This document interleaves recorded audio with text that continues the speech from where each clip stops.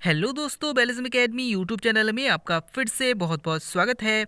दोस्तों, आज के इस वीडियो में हम पर्यावरण के मोस्ट इंपॉर्टेंट क्वेश्चंस को सॉल्व करने वाले हैं, जो कि आपके यूपी टेट साथ ही साथ आपके सुपर टेट के लिए मोस्ट इंपॉर्टेंट है। दोस्तों, इस वीडियो में मैंने सारे क्वेश्चन सेलेक्टेड लिए हैं जो कि आपके सिलेबस पर बेस्ड होंगे, साथ ही साथ आपके प्रीवियस ईयर क्वेश्चन पर बेस्ड होंगे। तो वीडियो को ध्यान से देखिएगा और वीडियो के लास्ट में मुझे जरूर बताएगा कि आज के इस वीडियो में आपके कितने क्वेश्चन सही हुए। तो बिना देरी करते हुए चलिए शुरू करते हैं सबसे पहले क्वेश्चन से। सबसे पहला क्वेश्चन है, इनमें से कौन सुमेलित नहीं है? ऑप्शन आपके सामने है, संविधान दिवस 26 जनवरी, ऑप्शन बी मतदाता दिवस 25 जनवरी, ऑप्शन सी झंडा दिवस 7 दिसंबर या फिर ऑप्शन डी राष्ट्रीय शिक्षा दिवस 11 नवंबर। इसका सही आंसर हो जाएगा ऑप्शन ए, संविधान दिवस 26 जनवरी।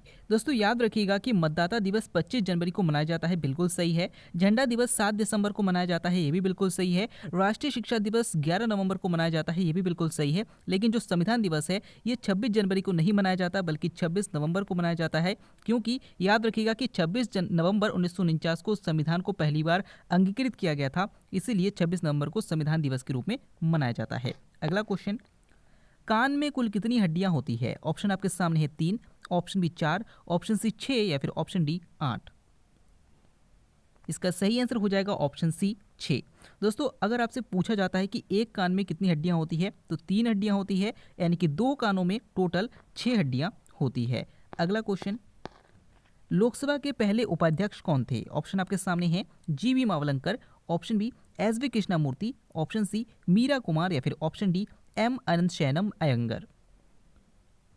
इसका सही आंसर हो जाएगा option D, M Ananth Shayanam Ayyangar. दोस्तों, याद रखिएगा कि लोकसभा के पहले अध्यक्ष जो थे वो जीवी मावलंकर थे। अगर आपसे पूछा जाता है कि लोकसभा की पहली महिला स्पीकर कौन थी, तो याद रखिएगा मीरा कुमार थी। और अगर आपसे पूछा जाता है कि राज्यसभा के पहले सभापति कौन थे, तो एस वी कृष्णामूर्ति थे। अगला क्वेश्चन, अश्व अक्षांश किसे कहा जाता है? ऑप्शन आपके सामने है, 30 डिग्री अक्षांश, ऑप्शन बी 40 डिग्री अक्षांश, ऑप्शन सी 90 डिग्री अक्षांश या फिर ऑप्शन डी 45 डिग्री अक्षांश। इसका सही आंसर हो जाएगा ऑप्शन ए, 30 डिग्री अक्षांश। दोस्तों, याद रखिएगा कि 30 से 35 डिग्री उत्तरी और दक्षिणी अक्षांश रेखा को जो उसका एरिया आता है उसको हम अश्व अक्षांश कहते हैं, क्योंकि पुराने टाइम पे क्या होता था कि वहाँ पर इस प्रकार का कटिबंध है कि वहाँ पर जो घोड़े लादकर जहाज़ों से ले जाए जाते थे, वहाँ पे ऐसी सिचुएशन आ जाती थी कि वहाँ पर घोड़ों को फेंक दिया जाता था, इसीलिए इसका नाम अश्व अक्षांश रख दिया गया। अगला क्वेश्चन, नेक्स्ट क्वेश्चन है, विश्व उपभोक्ता अधिकार दिवस कब मनाया जाता है? ऑप्शन आपके सामने है, 24 दिसंबर, ऑप्शन बी 15 मार्च, ऑप्शन सी 10 दिसंबर या फिर ऑप्शन डी 23 दिसंबर।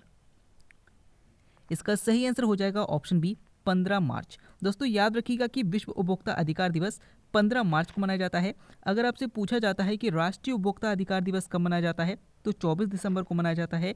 अगर आपसे पूछा जाता है कि मानवाधिकार दिवस कब मनाया जाता है, तो 10 दिसंबर को मनाया जाता है। और अगर आपसे पूछा जाता है कि राष्ट्रीय कृषि किसान दिवस कब मनाया जाता है, तो याद रखिएगा कि राष्ट्रीय किसान दिवस 23 दिसंबर को मनाया जाता है।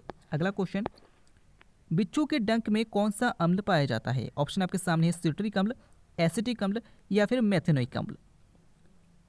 इसका सही आंसर हो जाएगा ऑप्शन डी, मेथेनोइक अम्ल। दोस्तों, याद रखिएगा कि बिच्छू के डंक में फॉर्मिक अम्ल होता है जिसका नाम मेथेनोइक अम्ल है। इसी तरह अगर आपसे पूछा जाता है कि जो सिरका है, सिरके में कौन सा अम्ल पाया जाता है, तो एसिटिक अम्ल पाया जाता है। और अगर आपसे पूछा जाता है कि नींबू में कौन सा अम्ल पाया जाता है, तो सिट्रिक अम्ल पाया जाता है। अगला क्वेश्चन, पाकिस्तान का स्वर्ग किस घाटी को कहते हैं? ऑप्शन आपके सामने है, गिलगिट घाटी, ऑप्शन बी स्वात घाटी, ऑप्शन सी पीओके घाटी या फिर ऑप्शन डी क्वेटा। इसका सही आंसर हो जाएगा ऑप्शन बी, स्वात घाटी। दोस्तों, याद रखिएगा कि ये क्वेश्चन पूछा गया क्वेश्चन है, पाकिस्तान का स्वर्ग स्वात घाटी को कहा जाता है। अगला क्वेश्चन, खाद्य श्रृंखला में प्राथमिक उपभोक्ता कौन होगा? ऑप्शन आपके सामने है, उल्लू, ऑप्शन बी बाघ, ऑप्शन सी टिड्ढा या फिर ऑप्शन डी सांप। इसका सही आंसर हो जाएगा ऑप्शन सी, टिड्ढा। दोस्तों, सबसे पहले देखिएगा कि जो पौधे होते हैं, पौधे उत्पादक होते हैं और इन उत्पादकों को जो खाते हैं वो होते हैं प्राथमिक उपभोक्ता। यानी कि पौधों को कौन खाएगा? टिड्ढा खाएगा, यानी कि टिड्ढा जो है वो प्राथमिक उपभोक्ता हो जाएगा। अगला क्वेश्चन, जल में घुलनशील विटामिन कौन सा है? ऑप्शन आपके सामने है, retinol, option B phylloquinone, option C thiamine या फिर ऑप्शन डी टोकोफिरॉल। इसका सही आंसर हो जाएगा ऑप्शन सी, थायमिन। दोस्तों यहाँ पर आपसे पूछा गया है कि जल में घुलनशील विटामिन कौन सा है, तो आपको पता है कि विटामिन बी और सी जो है वो जल में घुलनशील है, बाकी ए, डी और ई और के, यानी कि vitamin A, vitamin D, vitamin E और विटामिन के वसा में घुलनशील विटामिन है। यहाँ पर आपसे पूछा गया है कि कौन सा घुलनशील विटामिन है जल में, तो याद रखिएगा कि थायमिन है, क्योंकि विटामिन बी का रासायनिक नाम जो है वो थायमिन है। अगला क्वेश्चन, निम्न में से कौन सी एक संवैधानिक संस्थान नहीं है? ऑप्शन आपके सामने है, मानवाधिकार आयोग, ऑप्शन बी लोकसभा का सचिवालय, ऑप्शन बी राज्य वित्त आयोग, या फिर ऑप्शन डी इनमें से कोई नहीं। इसका सही आंसर हो जाएगा ऑप्शन ए, मानवाधिकार आयोग। दोस्तों याद रखिएगा कि जो मानवाधिकार आयोग है वो एक संवैधानिक संस्थान नहीं है, यानी कि संविधान में इसका वर्णन नहीं है। लोकसभा का सचिवालय और राज्य वित्त आयोग का जो उल्लेख है वो संविधान में है। तो याद रखिएगा, इंपॉर्टेंट क्वेश्चन है। अगला क्वेश्चन, मोती की माला किसे कहा जाता है? ऑप्शन आपके सामने है, पक्षाप मेघ, ऑप्शन बी जागृत ज्वालामुखी, ऑप्शन सी संवहनीय वर्षा, या फिर ऑप्शन डी चक्रवाती तूफान। इसका सही आंसर हो जाएगा ऑप्शन ए, पक्षाप मेघ। दोस्तों याद रखिएगा कि जो बहुत अधिक ऊंचाई पर जो मेघ होते हैं, यानी कि जो बादल होते हैं, वो चमकीले दिखाई देते हैं, बिल्कुल रेशम की तरह दिखाई देते हैं, और जब इसमें से सूर्य की किरणें पड़ती है तो ये व्हाइट कलर का दिखने लगता है। तो याद रखिएगा कि इसी मेघ को पक्षाप मेघ कहा जाता है, और इसी को मोती की माता भी कहा जाता है। अगला क्वेश्चन, संसद के किस सदन को प्रतिनिधि सभा कहा जाता है? ऑप्शन आपके सामने है, Lok Sabha, option B Rajya Sabha, option C दोनों, या फिर ऑप्शन डी विधानसभा। इसका सही आंसर हो जाएगा ऑप्शन ए, लोकसभा। दोस्तों याद रखिएगा कि लोकसभा को प्रतिनिधि सभा भी कहा जाता है। अगर आपसे पूछा जाता है कि लोकसभा का उल्लेख भारतीय संविधान के किस अनुच्छेद में है, तो याद रखिएगा कि भारतीय संविधान के अनुच्छेद 81 में है। और अगर आपसे पूछा जाता है कि निम्न सदन किसे कहा जाता है, तो लोकसभा को कहा जाता है। अगला क्वेश्चन, रेशम का उत्पादन किससे किया जाता है? ऑप्शन आपके सामने है, रेशम कीट के लार्वा से, ऑप्शन बी रेशम कीट के प्यूपा से, ऑप्शन सी रेशम कीट के अंडे से, या फिर ऑप्शन डी शहतूत वृक्ष की पत्ती से। इसका सही आंसर हो जाएगा ऑप्शन ए, रेशम कीट के लार्वा से। दोस्तों याद रखिएगा कि रेशम का उत्पादन जो है वो रेशम कीट के लार्वा से किया जाता है। और अगर आपसे पूछा जाता है कि रेशम कीट पालन क्या कहलाता है, तो सेरीकल्चर कहलाता है। अगला क्वेश्चन, अंतर्राष्ट्रीय न्यायालय में न्यायाधीशों की संख्या कितनी है? ऑप्शन आपके सामने 5, ऑप्शन बी 10, ऑप्शन सी 15, या फिर ऑप्शन डी 20। इसका सही आंसर हो जाएगा ऑप्शन सी 15। दोस्तों याद रखिएगा कि अंतर्राष्ट्रीय न्यायालय जो है वो द हेग नीदरलैंड में है इसके मुख्यालय। और अगर आपसे पूछा जाता है कि अंतर्राष्ट्रीय न्यायालय में कुल कितने न्यायाधीश होते हैं, तो 15 होते हैं। और अगर आपसे पूछा जाता है कि वर्तमान में अंतर्राष्ट्रीय न्यायालय के मुख्य न्यायाधीश कौन है, तो याद रखिएगा दलवीर भंडारी है। अगला क्वेश्चन, डीडीटी का उपयोग किसके रूप में किया जाता है? ऑप्शन आपके सामने उर्वरक, ऑप्शन बी कीटनाशक, ऑप्शन सी दवा, या फिर ऑप्शन डी भोजन। इसका सही आंसर हो जाएगा ऑप्शन बी कीटनाशक। दोस्तों याद रखिएगा कि डीडीटी की खोज जो है वो पॉल मूलर ने की थी, और ये कीटनाशक के रूप में पहले उपयोग किया जाता था, लेकिन अब इसको प्रतिबंधित कर दिया गया है। अगला क्वेश्चन, पौधे पानी का अवशोषण मूल रोम द्वारा करते हैं, इस क्रिया को क्या कहा जाता है? ऑप्शन आपके सामने श्वसन, ऑप्शन बी बाष्पोत्सर्जन, ऑप्शन सी परासरण, या फिर ऑप्शन डी बसंतीकरण। इसका सही आंसर हो जाएगा ऑप्शन सी परासरण।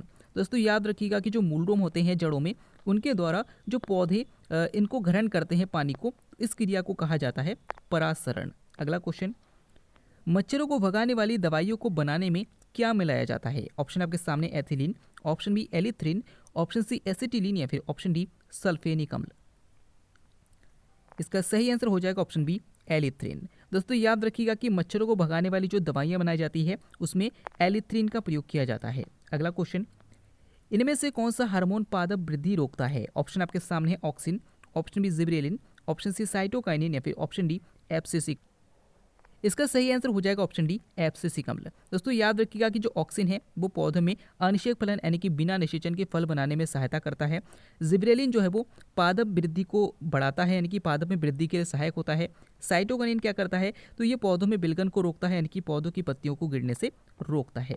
अगला क्वेश्चन, हाइड्रोपोनिक्स किससे संबंधित है? ऑप्शन आपके सामने हैं, बिना मृदा के पौधों की वृद्धि, ऑप्शन बी बिना जल के पौधों की वृद्धि, ऑप्शन सी बिना वायु के पौधों की वृद्धि, या फिर ऑप्शन डी इनमें से कोई नहीं।